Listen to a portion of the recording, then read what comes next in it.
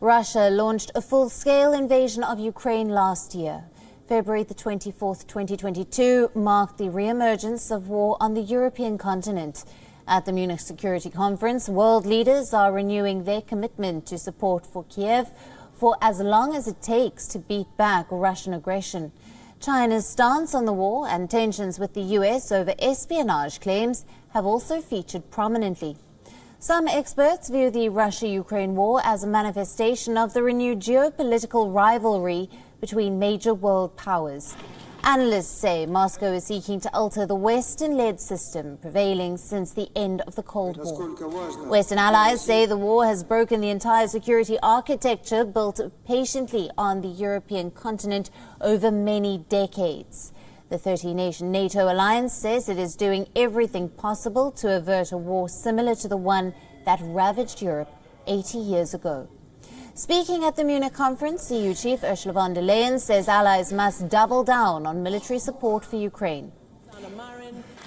Led by the US, Western nations have sent billions of dollars of armaments to Kiev. The United States and NATO have also increased their military presence in Central and Eastern Europe. In Munich, the US Vice President hit out at Moscow. It marked the first time the United States formally designated Russia's actions in Ukraine as crimes against humanity. Kamala Harris said the Russian forces have conducted widespread and systemic attacks on Ukraine's civilians. She listed a litany of abuses she said were carried out by Moscow's forces in Ukraine, including murder, rape, and torture. Russia is weakened. The transatlantic Russian forces have pursued a widespread and systemic attack against a civilian population. Gruesome acts of murder, torture, rape, and deportation. Execution-style killings, beatings, and electrocution. Russian authorities have forcibly deported hundreds of thousands of people from Ukraine to Russia, including children. They have cruelly separated children from their families. Apart from military aid, the US and the United Kingdom, among others, have coordinated efforts to impose sanctions on Russia. UK Prime Minister Rishi Sunak said the West must continue to help Ukraine save its cities from Russian jets and Iranian drones. NATO Chief echoed Kiev's calls for more weapons, but had a warning on China too. Jens Stoltenberg said Russia's invasion of Ukraine has exposed the dangers of Europe's over-reliance on authoritarian regimes and should serve as a lesson. We should not make the same mistakes with China and other authoritarian regimes. We must not become too dependent on products and raw materials we import, avoid exporting key technologies that could be used against us, and protect our critical infrastructure at home. China's top diplomat said the country backs a political solution to the war in Ukraine. Beijing's policy towards the war has threaded the needle of avoiding outright criticism of Russia while chastising the US and China's strategic rival. Taking a dig at the West, Wang Yi said that the war must not continue, but there seems to be no real will to ensure the fighting halts. Now, relations between the US and China, the world's two biggest economies, have deteriorated in recent years. The issues of friction include human rights in Hong Kong and the treatment of Uyghurs. Tensions have spiraled further over espionage claims. The Chinese balloon, which Beijing denies was a government spy vessel, spent a week flying over the US and Canada before being shot down. Hitting out, China's top diplomat said the US should not do preposterous things simply to divert attention from its own domestic problems. 但是遗憾的是，美方无视这些最基本的事实，悍然出动先进的战机，用导弹打下一个气球来。这种行为匪夷所思，近乎歇斯底里。 Now, China's economy has been battered by the now abandoned zero-COVID policy. The nation is being neglected by foreign investors who see a return of state intervention in the market. In recent months, Xi Jinping has met with world leaders seeking to re-establish ties and to settle disagreements.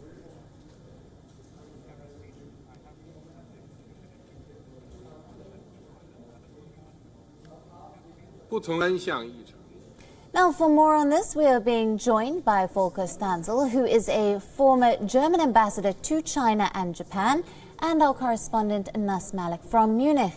Thank you for being with us to both. Now, Anas, to you first. We have heard addresses from world leaders throughout the day at the Munich Security Conference. What are the big takeaways from the event so far?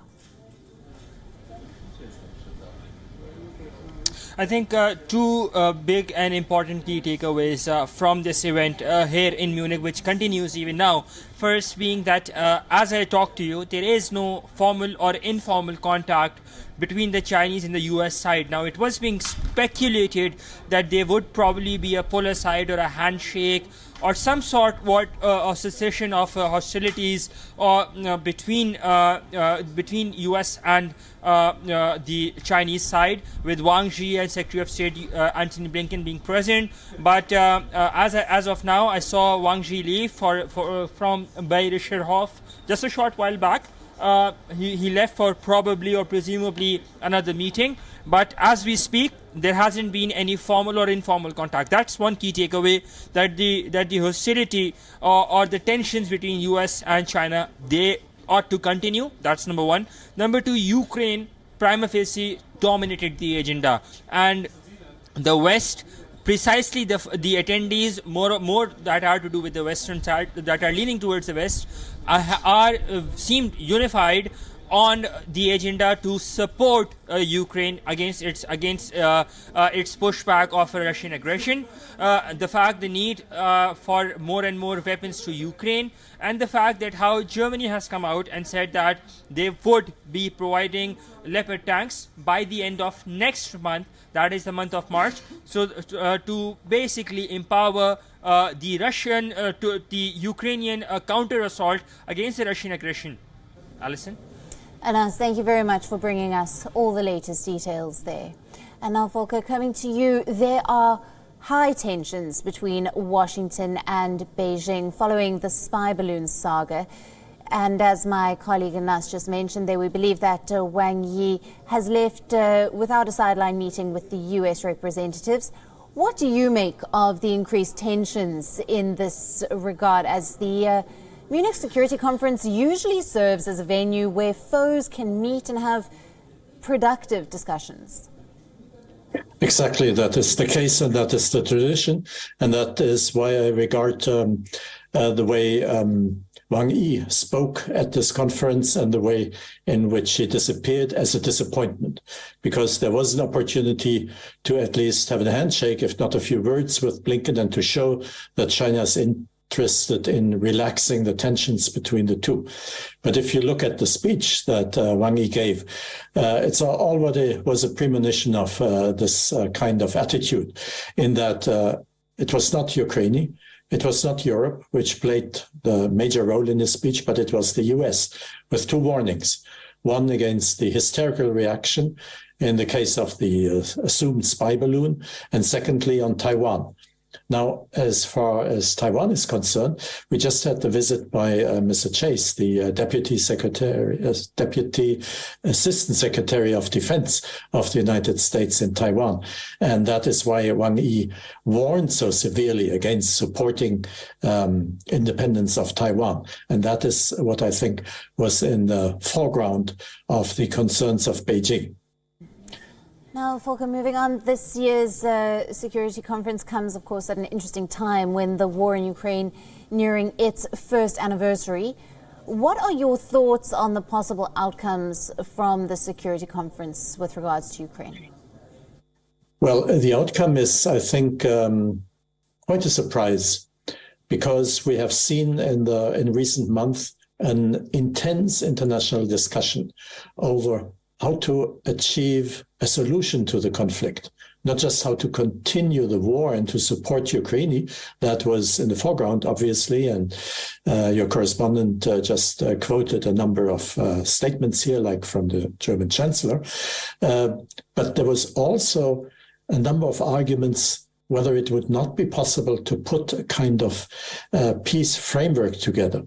And next week, we're going to see a discussion in the General Assembly of the United Nations of a resolution where this will be the centerpiece. But at this conference in Munich, the major role of all the discussions was the effort to support Ukraine militarily.